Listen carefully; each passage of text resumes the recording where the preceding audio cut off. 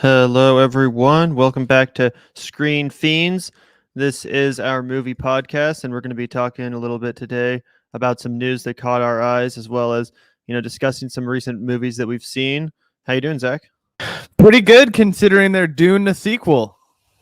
They're doing it again. Absolutely. Super excited to talk about that and some more news, as you might have seen teased in the title. And I guess we can get right into the Dune story. Dune 2 is official. Denis Villeneuve's sequel will be happening with Warner Bros. And exclusively in the theaters coming 2023. Unlike the first Dune, this one will not be simultaneously released on streaming services, at least not until after its theatrical run. But yeah, it does look like Denis will get to at least do two parts of the Dune series. Some people have been speculating he may get a third as well, if this second part does okay at the box office as well as the first one did.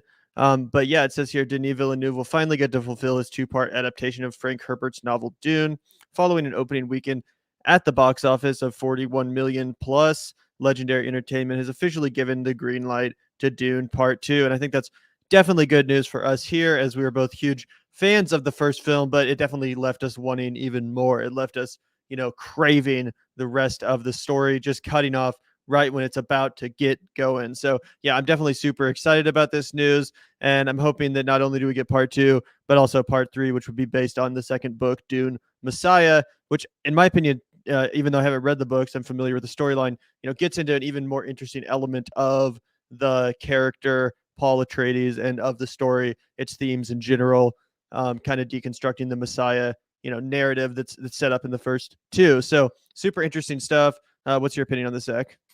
Yeah, this is extremely exciting and a bit relieving for me, right? I made the point that I'm not a huge fan of the whole like part one, part two thing with movies. I like to have like one whole fucking film.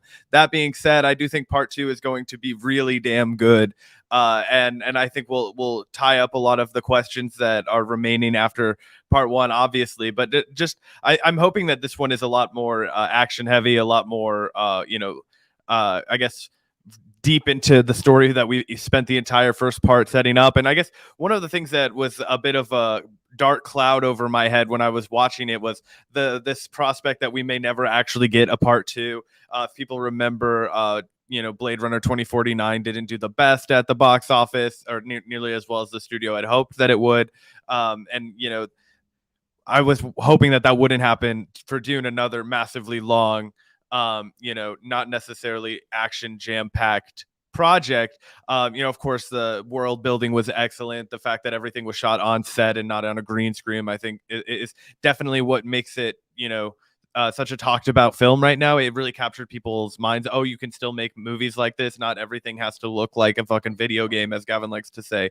So yeah, I think this is tremendous news. I'm really excited to see what Denis does with the franchise. I'm really excited to see more of Zendaya in the next film. I know that's been a common refrain from people on the internet too. Where the fuck is Zendaya in this movie? I also was really happy to see Javier Bardem, who I didn't know was going to be in the film until we were watching it. Yeah, overall, I'm super excited about this news. Super excited that Denis Villeneuve is once again getting a massive budget and will be behind the reins of what's shaping up to be one of the most culturally relevant film events in recent memory. It seems like this film has the entire internet abuzz, and some have even noted that it's really connected, the film Twitter snobs and the masses. People across the board seem to really enjoy this film. It's, like you said, Zach, really captured people's mind, has people talking, and certainly has people craving more. So I'm interested to see how the sequel does. I remember that the It movies, there was a kind of similar thing. The first movie did super well, got a ton of buzz. People were talking. But with that sequel, It Chapter 2, it didn't do nearly as well as the box office, and it just felt palpably less exciting when it came out, in large part due to the fact that was a extremely mediocre sequel.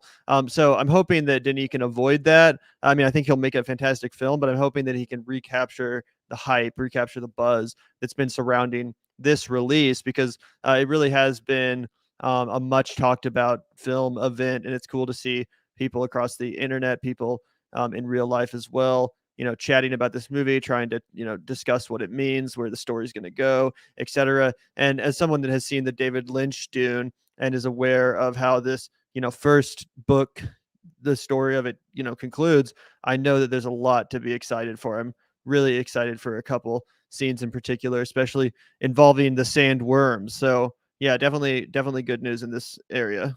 Yeah, I think it's also important just to harp on this one more time. We talked about it a lot last week on the podcast. Dune made $41 million, I believe, in its opening domestic box office weekend.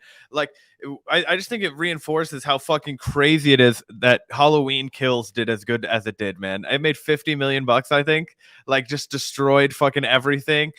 This was also a franchise film, right? And this was a sequel. So I don't know. To me, the fact that there's so much range in audience interest right now, the fact that you can do 50 million in box office with a Halloween Kills sequel to a reboot franchise, right, by David Gordon Green, which we were both fans of on Screen Fiends.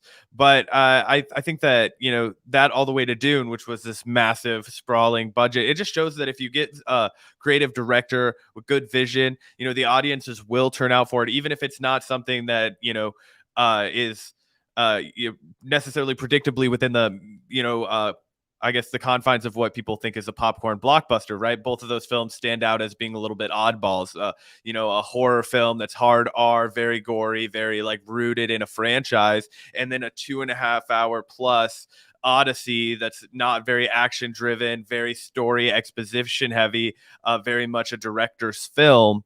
Those being the two things that carry the box office, while things like No Time to Die just kind of palter around 20 million. I think that's an interesting sign for what viewers are craving. And I think that, we as film fans, people who want to see directors given the budget to go out there and create something that is a unique, vision. I think that we're in for a good run. At least I hope, and maybe starting to get out of that phase of we're going to do everything that we can to try and replicate the success of Marvel with every single movie. Yeah, 100%. We'll be getting more into Marvel later. In fact, very soon. Shout out to everyone in the chat. Good to see you all here. Thanks for tuning in today. I really enjoyed the new Dune, if that's what you're asking, Hobo. We had a review for it on the channel if you want to check that out in its entirety. We got pretty deep into the film. It was actually our first reaction, so we were both just coming out of the theater. But yeah, that was fun. I really enjoyed the film. And yeah, that's actually true, Drew. That's a good point, that some of the bigger names that are in the first film in part one didn't make it to the end of the film. So without spoiling anything, yeah, not all of the A-list cast will be returning, and therefore will have to be paid. So maybe that's a good point, that these next couple installments maybe will be a little bit cheaper for that reason. But to move on, I did want to talk a little bit about the new Marvel film, which is coming out very soon, Eternals. This is definitely an interesting project for Marvel. They've really been marketing it as like a different kind of Marvel movie, a more ethereal, a more director, fronted film, a more auteur vision, et cetera, et cetera. This is going to be the one that really breaks the traditions, the conventions of the series, and takes the Marvel Cinematic Universe in a different direction. And to aid them with that, they employed Chloe Zhao, who made Nomadland, the Oscar-winning film from a year or two ago, starring Frances McDormand, which received massive critical acclaim. And I've been monitoring Eternals for some time now with a little bit of interest, again, because of the fact that they've been hyping it up as this, unique cinematic experience that's unlike anything produced by the studios thus far. And, we're getting Academy Award winning filmmakers involved, and we're taking this seriously, et cetera, et cetera. Again, I've been excited to see how this shaped up, what kind of reception it would get. And well, obviously I have not seen the film yet. Looks like I'm going to have to go for 1 second. We'll be back in just a minute, guys. Yeah. Well, anyway, I'll pick up where Gavin left off really quickly, because and then we'll wait for him to get back and he'll respond really. Yeah, no worries. But actually, we can get to another story really quick. Gavin has to take care of something really quick. I'm sorry, guys. One thing I did want to talk about that we can cover really quickly while Gavin's gone is this Alec Baldwin gun range shooting incident, which we can just talk about, and we'll probably edit this out because Gavin had to run away, but for just 1 second. But I think it's an interesting conversation about safety on film sets that's worth taking a closer look at. So let me just fiddle with our fucking stream really quickly because Gavin had to go. Share screen. Share. All right. 1 second, guys.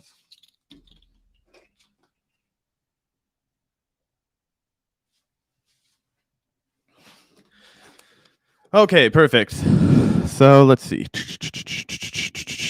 Okay, yeah. So last Thursday, a prop gun fired by Alec Baldwin killed Rust cinematographer Helena Hutchins. And while law enforcement officials are still looking into the matter, her tragic death is thought to have been an accident brought about by oversights from armorer Hannah Gutierrez Reed, who prepared the weapon, and assistant director Dave Halls, who declared the weapon safe and handed it to Baldwin. So yeah, apparently the way that it went down is Alec Baldwin is standing in front of the camera, facing it. It's about to be one of those traditional Western shots where the, cowboy shoots at the camera, right? So you have, one more time, I want to get her name correctly. Helena Hutchins, the woman that tragically was killed in the incident. She's sitting behind the camera, right? Because she's the DP. And then you have the director sitting behind her. He was also wounded. And essentially what happened is they on set, they yelled, cold gun. Okay, that means that it's safe for Alec Baldwin to fire. He then shoots, and it's still unclear what kind of a projectile emerged from the gun. I'm not a weapons guy, right? I'm going to expose a little bit of my ignorance here. I know that a lot of times on sets, they use real guns, right? And even a lot of times in plays, they use real guns. And what they're doing is they're just firing blanks, but sometimes there can be little fragments that remain in the gun. Even sometimes paper can get hot enough and shot out of there, so it's like on fire and it can hurt you, and rocks and other kind of things, as well as bullets, right? There was a bullet in the gun that killed Bruce Lee's son when they were shooting The Crow. So, there's still more evidence that will likely come out as this gets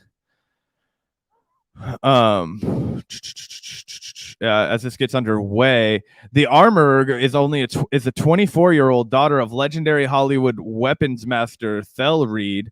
He worked on films such as Mr. and Mrs. Smith, Miami Vice, Django Unchained, Once Upon in Hollywood. So yeah, this guy is the real deal.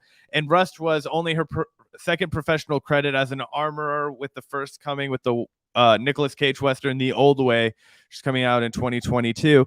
But the thing is that I think that the point is being missed is that I can't fucking speak today, Jesus Christ. The point that's being missed is that,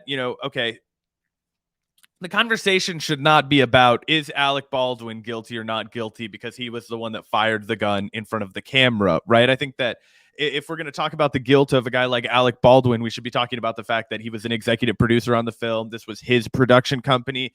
There had been multiple safety violations, multiple accidents that had occurred on set. And also it should be noted that multiple of the actual union members of this production had walked out basically in protest of the poor working conditions. Let me see if I can find another article about that really quickly here. So according to this article by ABC News, the Rust camera crew left the set in protest hours before the Alec Baldwin fatal shooting. Here, let me share that article with you guys really quickly so you guys can see that here.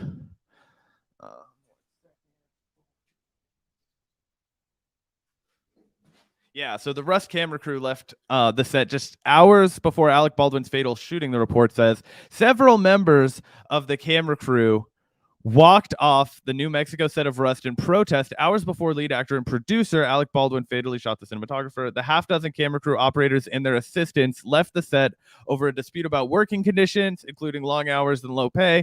3 people not authorized to speak publicly told the paper. An unnamed knowledgeable person said that there had been 3 prop gun mishaps before the fatal shooting, 2 on Saturday and 1 last week.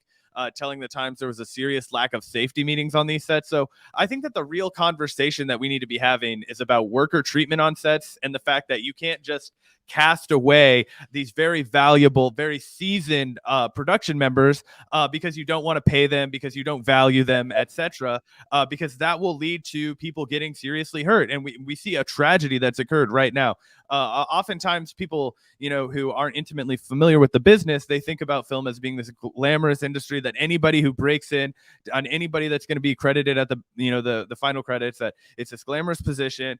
You're working with movie stars, or, and you're getting paid, a tremendous amount of money, because there's always this big show of how much box office a movie makes. And if a movie made $500 million, how could everybody not be compensated at least justly? And not that all movies make that much money. A lot of movies hover around, $10 or $20 million in profits, but that's still enough to adequately pay your crew if you wanted to. They just choose not to. And when groups decide, like the IATSE, the International Association of Theatrical and Stage Employees, or the big union that's been negotiating right now, I imagine tensions were high on the Rust set because of that, and they walked out, demanded better treatment, and this is the consequence of not paying people who are professionals, right? They treated the actors, I imagine, far better than they treated the armory and the camera crew that walked out. Yeah, 100%. It's definitely some damning new information that's come out in that regard. But yeah, I did want to get back to talking about Marvel and Eternals, which, as I was mentioning, is one of the more anticipated Marvel films of this new cycle, in part because they've hired Academy Award-winning filmmaker Chloe Zhao to do this film, and have been hyping it up and kind of marketing it as not just another Marvel movie. And for those reasons, I was very excited to see the film, or not necessarily to see it, although I may, but to see how it would be received by critics and audience alike. Of course, the film's not out for wide release yet, but some of the reviews are in, and it seems like a fairly unanimous consensus from what I've observed. Here's the AV Club.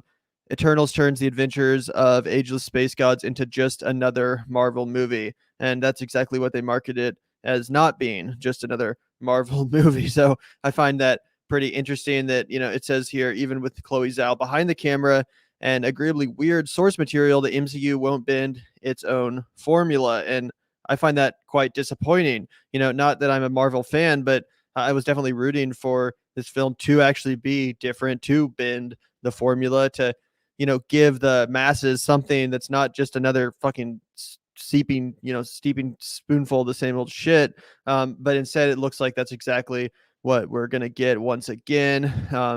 As I've said multiple times on the show, I'm personally just not a huge fan of the Marvel series. I've never quite been enamored with it the way everyone else is. And I find them to be kind of factory line assembly products, all sharing similar aesthetics, sensibilities. And it feels like every time Marvel does hire someone seemingly interesting to direct, they just kind of force them to make a movie that's, as it says, just another Marvel film. So despite the hype, it would appear that, this one is once again going to be more of the same. Here's Rolling Stone. The hot gods of Eternals will bore you to death with their feelings. In the latest MCU movies, sexy superheroes care more about their own melodramas than the humans they're supposed to be saving, which is a pretty interesting complaint. Also, New York Post, take it with a grain of salt, but still, Eternals review, one of the Marvel's worst movies so far. So that's definitely interesting. It seems like a common theme is that it's boring as shit. What a snooze. One more Eternals review. Chloe Zhao's Marvel movie is finely crafted, but needed more of her personality to be marvelous. And that just basically seems to be my complaint with every Marvel movie in which they hire an interesting director, like Taika Waititi, for example, with Thor 2 or Thor 3, rather. I'm also worried about Sam Raimi's upcoming Doctor Strange Part 2. I'm a big fan of Sam Raimi, but I can't help but think that they're just going to, prostitute him out and make another shitty average Marvel movie with a talent behind the camera totally wasted once again. So, this is basically to be expected. Although, like I said, I was rooting for this one to, in fact, be a little bit different, to spice things up a little bit. Yeah, it reminds me of that David Lynch quote you were telling me about the other day, where every time he watches a Hollywood movie, he just stresses about how the director was treated. I think if you agree to participate in a Marvel movie, what they're buying is your name, and then they're just going to throw you right back into the meat grinder, where they give you all of these restrictions, where it's like, you are going to shoot with our camera, you are going to use these kinds of costumes, you are going to light your scenes this way, the sound is going to sound like this, the story has to have this structure, and then the characters have to evolve like this. Okay, everything else is your decision. It's like, well, what the fuck is actually my decision left? It's, well, they just bought your name, they bought you to sell it as if it was something different, and we've seen that time and time and time again. And so I'm not sure why this film will be any different. Perhaps we'll go see it and suffer through it just so we can dogpile it later. But I think this represents a unique divergence in the superhero movie culture that I think is relevant to discuss. Whereas it seems like now the more competently constructed, the more engaging, the more satisfying to view. And although I've never been a fan of either, particularly until recently, I've developed a affinity for some of the DC projects. But I think that DC has been able to make some of those more creative, or those director driven projects. We saw the Joker, very original, very director driven project with a superhero character, right? One of the most successful adaptations of a Batman character into just what is really a drama, and a reimagining of Taxi Driver, really, an interesting way to do something. And I had a few criticisms of the film when it came out. By and large, I thought it was a really successful effort. I also really liked the reboot of the Suicide Squad for what it was. I thought that it went a lot more ham. I saw the first Suicide Squad in theaters, right? And I thought it was absolute dog shit. They did that ridiculous thing where everything is paced to a Guns N' Roses song, and like, it was terrible. But this one, it was a little more imaginative. It was a little more goofy. It went all the way there on a lot of the jokes, and it committed. And now it seems like even if Marvel nominally claims to want to do something a little more edgy, wants to do something a little more outside the box, it just doesn't have the means to do it. It's become so bureaucratic. It's become so formulaic. It's become so stale and ingrained in their system, right? So they have what they view to be a successful methodology, right? Like, they make movies like Ford makes vehicles, right? It's like an assembly line type deal for these motherfuckers, right? They've taken the soul out of it, which is why people are, I think, finally starting to lose interest. I say that even though, what's it, the Three Rings one did really well, I think, apparently. But you know what I mean? I think that if they decide they want to pivot, they have to get away from this crowd tested, model, and just give somebody the reins to do something cool in a way that Disney never fucking does. They don't do it with any of their other franchises. Somebody in the comment section asked, what do we think of Mike Flanagan wanting to do a horror Star Wars film? I think We can actually get to that and do a whole segment Okay. on it later in the stream, because I want to talk about that, reading a little bit about it after you mentioned that in the comments, Drew. So thanks for that. But we will get to that in a second. But yeah, I totally agree with what you're saying, Zach. And actually, this is a good segue into something else I wanted to discuss, which is remember when Martin Scorsese back in the day a couple of years ago said that, he basically dissed Marvel and said that they're more like theme park rides than movies. Well, look at this. This is pretty funny. I saw this on Twitter yesterday. Thinking about when everyone got mad at Scorsese for comparing Marvel movies to theme parks, the man simply never misses. And it's a quote tweet of this: Avengers Quantum Encounter, first look coming summer 2020. And it's a Disney cruise cinematic dining adventure with hundreds of screens and special effects. Filming has already wrapped. So to see the next Avengers movie, guys, you got to take a Disney cruise. And while you're dining, you can watch the new Avengers unfold in front of you. I just image of Spirited Away, where they all turn into fucking pigs while they're feeding, and I'm just, they're eating the food, and then her parents just like turn into pigs. That's what America has become, right? That is us when we go with anybody who signs up for this Disney Marvel cruise. No, I'm not hating. If you're really excited about this, that's your right. But I can't imagine going on this. It sounds like the worst. But this is the opposite of art, right? Everybody knows that scene from The Office, right? This is the opposite of art. This destroys art, right? That's how I feel about this. This destroys art. This debases everything I love and appreciate about cinema and makes it everything I hate about life.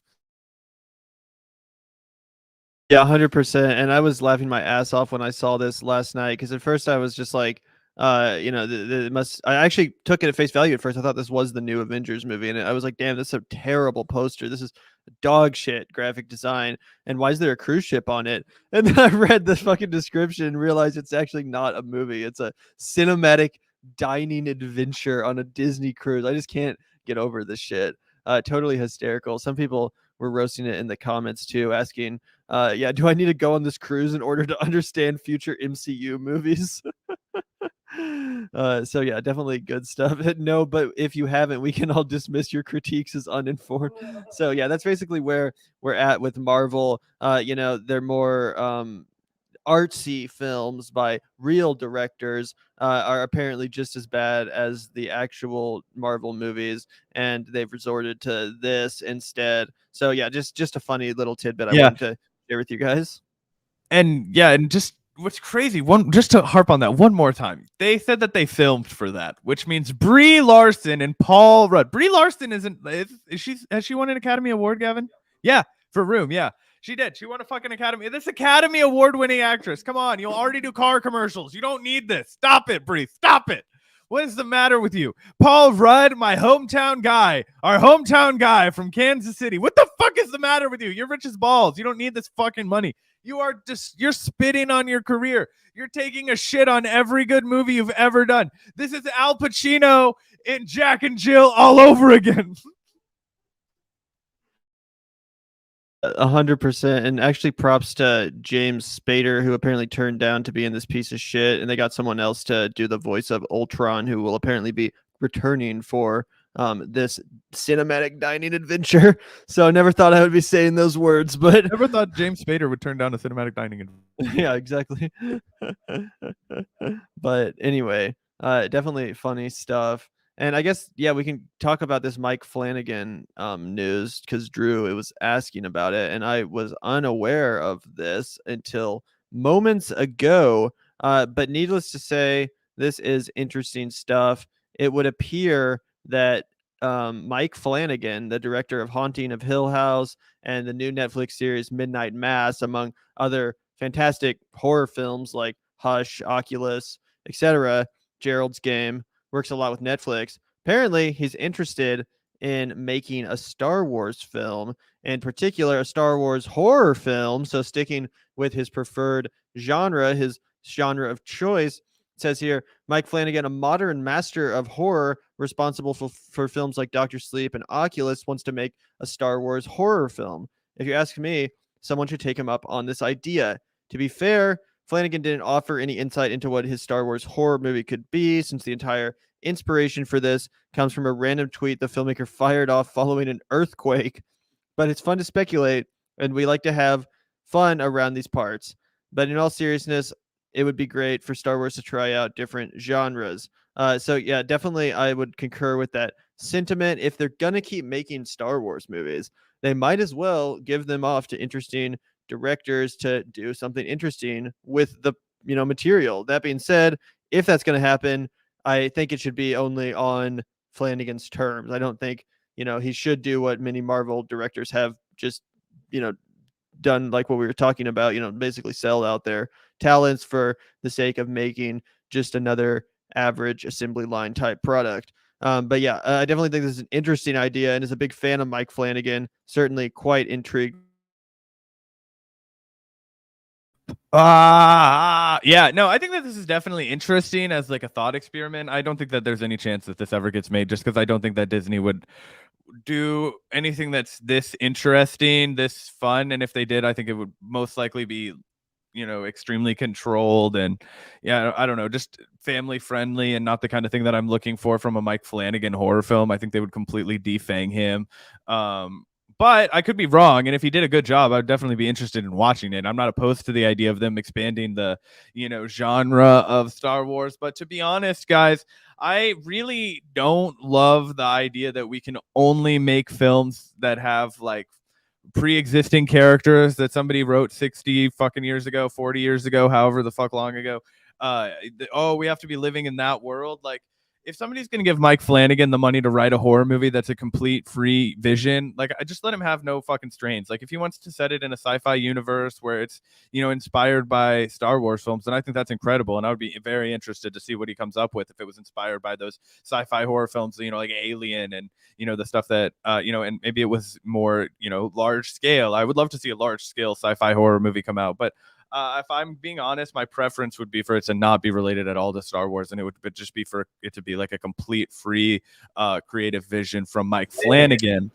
Yeah, I think that's fair. Although the Star Wars universe is vast, and just because it's set in the Star Wars universe doesn't mean it has to do with, Han, Luke, and Leia and the Skywalkers and all that shit. There's a lot of potential to explore in that universe that has largely been untapped because of Disney's unwillingness to take chances and to make movies and shows based on anything other than the same old characters and iconography that so many people have nostalgia for and that so many people consider to be what Star Wars is. But, if they're going to keep throwing money at this franchise, I think they're making like 6 goddamn shows right now for Disney Plus that are related to Star Wars, and I'm sure we have more films on the way as well. If they are going to keep doing that, at some point they're going to run out of, original characters and iconography to go with. And, like I said, if they are going to continue down this path, I would much rather see it with a director like Mike Flanagan behind the helm if they're going to let him do something interesting. And again, with so much Star Wars material being made,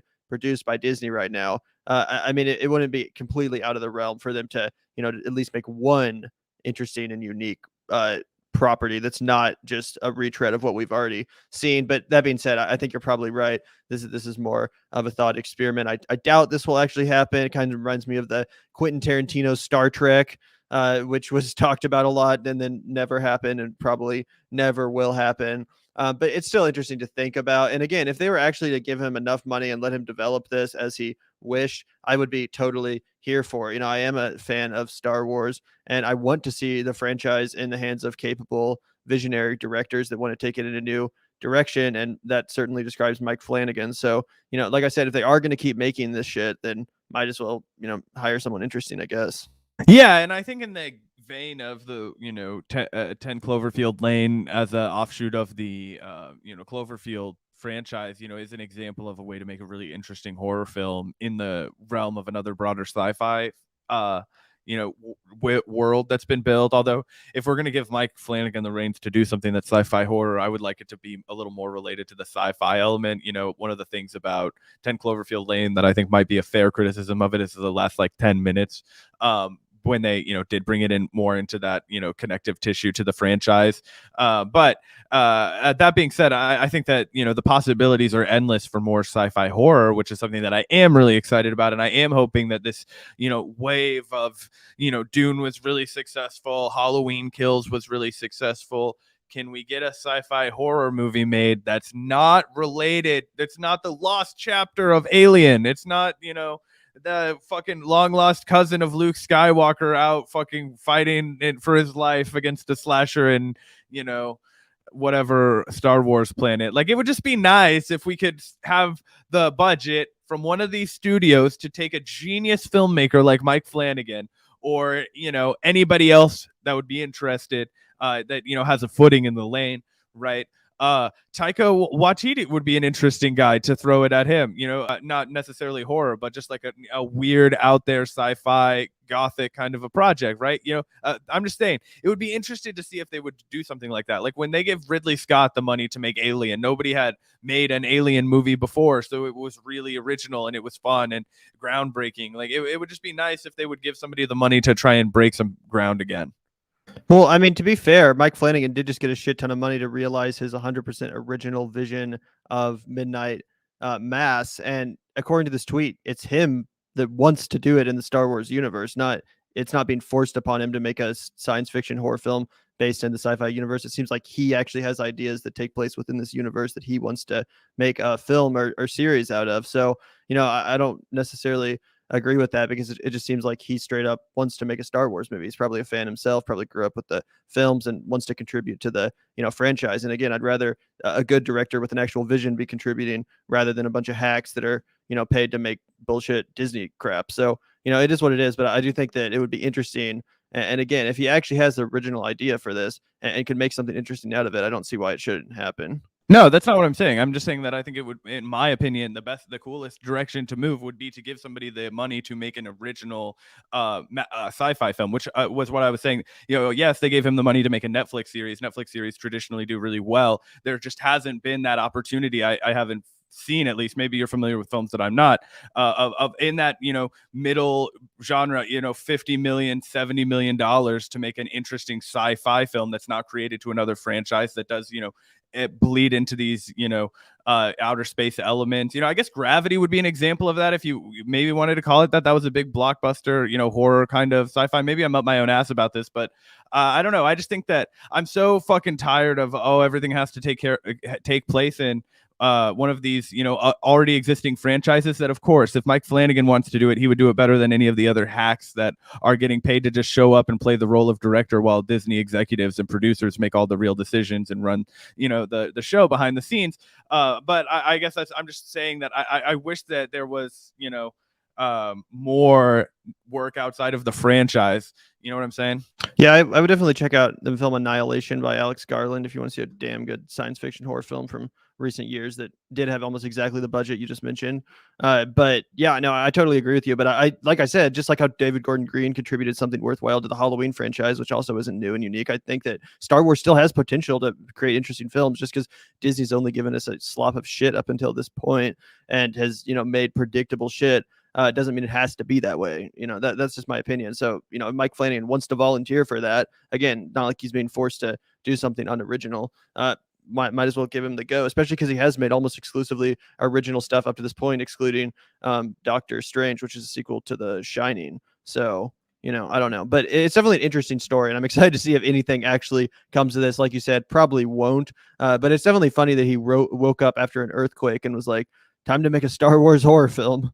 But anyway, looking forward to see what comes of that. Yeah, and like I said, there's obviously, it could be done extremely well. I just, my broader critique is just of the fucking rampant franchise. But you're absolutely correct. It can be done way better than it's being done right now. It's just every single offering that it seems like they've offered us since Star Wars has been rebooted has just fucking debased the franchise so much that I don't even want to consider myself a fan of Star Wars anymore, in a weird way. I was so fucking excited for when The Force Awakens came out. I think everybody was. You just had this exhilarating brush of your childhood back to you. Everybody that's a film fan, for the most part, I shouldn't say, but that's pretty many people who are film fans grew up with the Star Wars original trilogy. I even, enjoy the prequel every now and again, for nostalgia reasons, and those never bothered me that much, maybe because I grew up with them. But now it just feels like it's a money pit. It feels like it's an endless cash grab. It feels like there's absolutely no inspiration in it. There's absolutely no artistic vision in it anymore. It feels all like corporate and swill, and you just want to stay as far away from it as possible. And my heart just says, no, Mike Flanagan, you stay away from that evil. You stay far away from the machine, because you're on the right track right now. You're making great shit, and I don't want to lose you.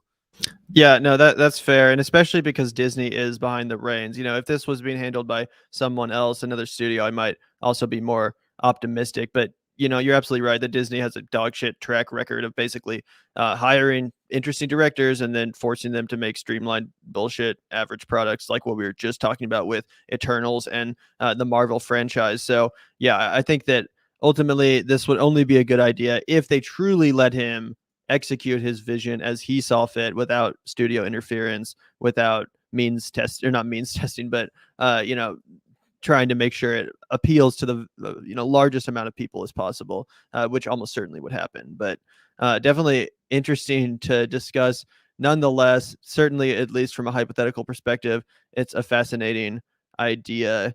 But yeah, I'm really interested to see where they take the Star Wars franchise, because like you said, they really have debased the originals, and you're right too that even though the prequels are terrible movies by all objective standards, at least they were an original vision, which was George Lucas's, instead of this like mishmash of different like ideas from different directors all trying to forge their own path, clearly with no coordination or grand vision at the helm.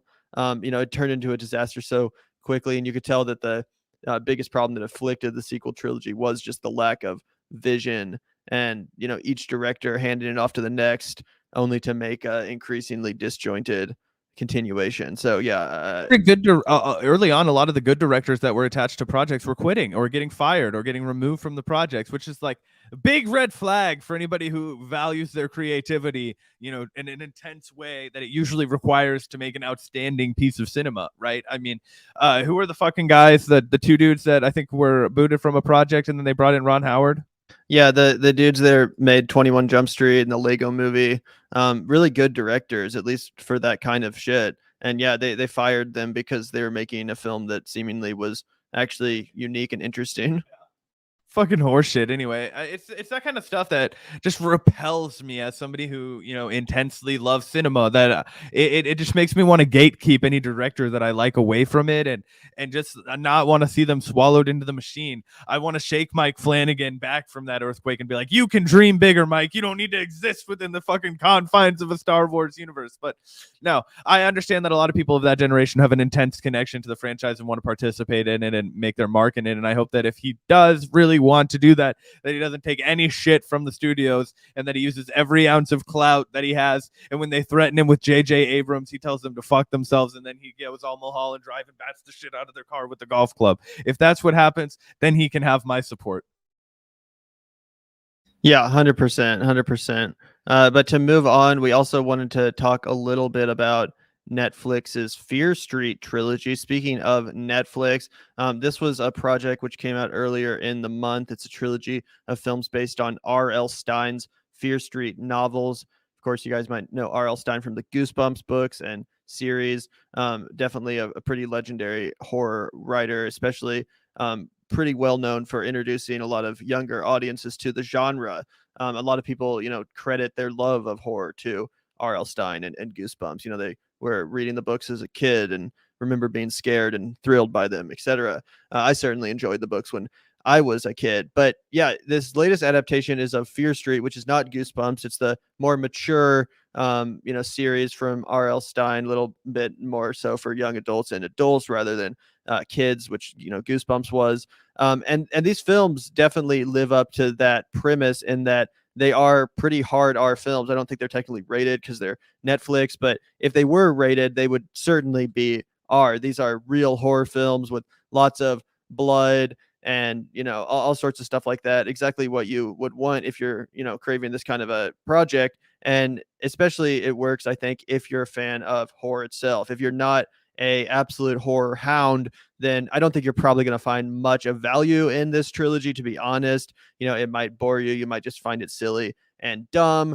But if you are a big fan of the horror genre and you want to see some pretty well made and well thought out homages to horror, then I certainly would recommend the Fear Street trilogy, especially as it is October. We're getting close to Halloween. I think these are a really fun series of movies to put on and maybe have a beer with, or just hang out with some friends. Again, not to take it terribly seriously, but just to enjoy as a nice homage. We have the first film, Fear Street 1994, which is a pretty obvious direct homage to the slashers of the 90s, especially the Scream franchise, taking lots of references to Wes Craven and Scream.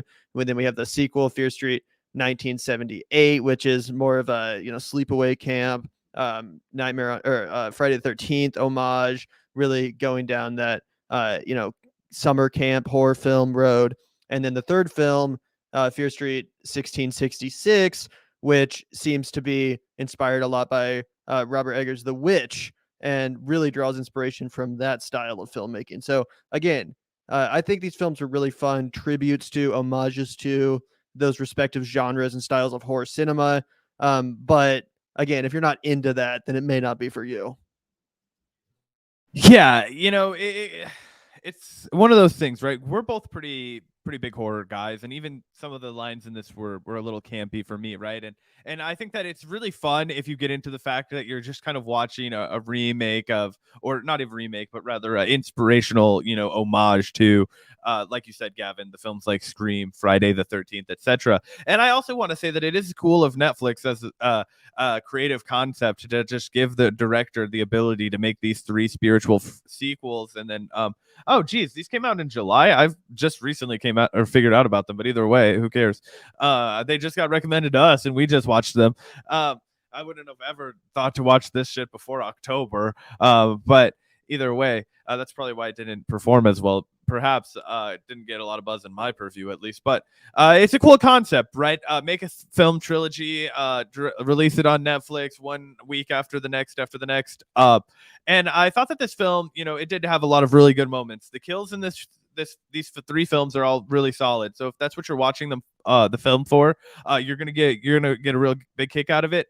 However, obviously, I do have some criticisms of the script. I think, especially in the first film, a lot of the exposition, a lot of the initial character development was a little eye rolling. It had a hard time selling the more emotional aspects of it that it was interested in building on, even though it just is. I don't.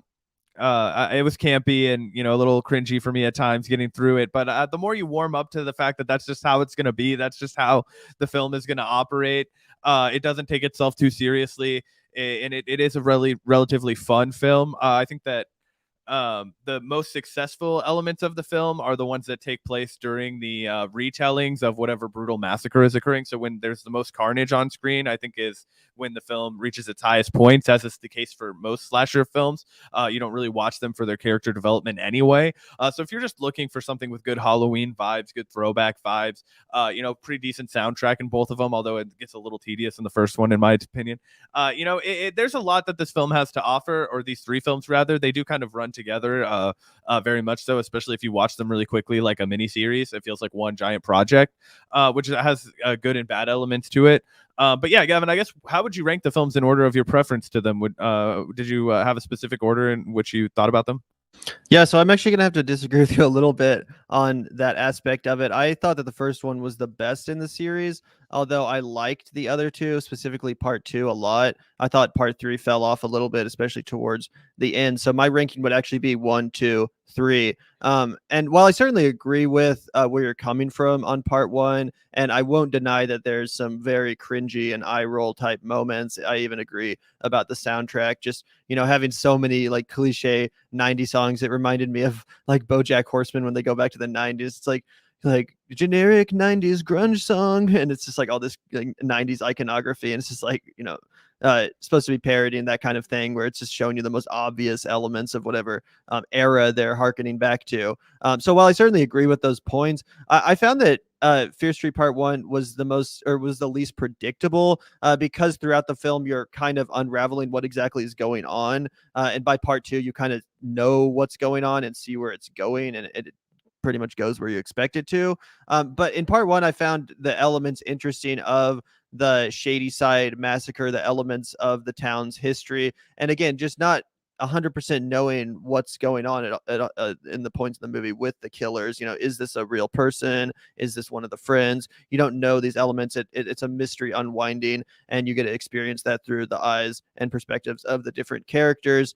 So I found it to be the most entertaining, but again, I really did like part 2, and I really liked the first half of part 3. Again, I thought it fell off a little bit in the last act. But overall, yeah, I would go 1, 2, 3, and I'd probably give 1 4 out of 5.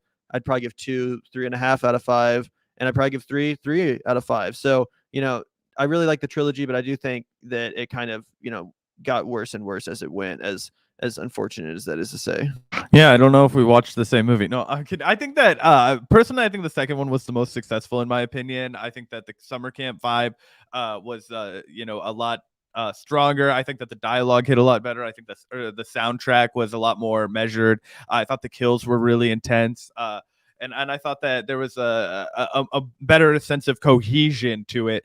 I hear a lot of your criticisms of the third one, though. I think that the third one, and to try and tackle this with the fewest spoilers possible, when the third one is set in 1666, I think is actually its strongest moment. I think it's really strong building up that first 55 60 minutes, and then it just shoots itself in the fucking head and just really pissed me off with how it ended, right? And it was one of those things where I really liked the first half of the movie, and then I didn't like it so much in the second half. So maybe even my favorite parts of the entire trilogy occurred in the 1666 episode. I thought that it was really compelling, job well done as far as that I'm gonna call them pilgrim time. I don't fucking know the correct terminology for the like 1600s and America. It's not medieval anymore. It's more colonial, I guess is the term. But either way, I thought that they did a successful job. I thought that the acting was compelling. I thought that Sadie Sink, actually that redheaded girl, was one of the most compelling actresses in it. So I liked the second two films better. I just think that she was a much better lead than the person they actually cast in the lead. So I thought that her performances were a little stronger. The first film I gave a 2.5 stars. I just couldn't get over the clunky script at the beginning. It really fucking soured me on it. The second one, I thought they worked that out, so I was feeling like 3 stars, 3.5 maybe on a good day, just because Halloween vibes. And then the third one, I would probably keep it right around 3 stars, just because I think it would have been a 4 star 1 hour episode, but it went on and tried to explain a bunch of things that just lost my interest, was extremely predictable, whatever. And you can watch it for yourself to deem how you guys feel. Gavin and I obviously had a pretty eclectic viewing experience, and I think it really is just one of those trilogies that it'll just depend on what your sensibilities are. What the fuck do you like from a horror film? What are your most anticipated elements from each franchise? And you'll have a favorite of the three. It's kind of like flavors of ice cream. Like, you'll eat all three of them, but like, which one do you love? Yeah, that's totally fair. And I see where you're coming with for the second one. I think I might like the first one more just out of aesthetic preference. I really love high school set slasher films. And I think that this film did a really good job. The first one, that is, homaging that genre.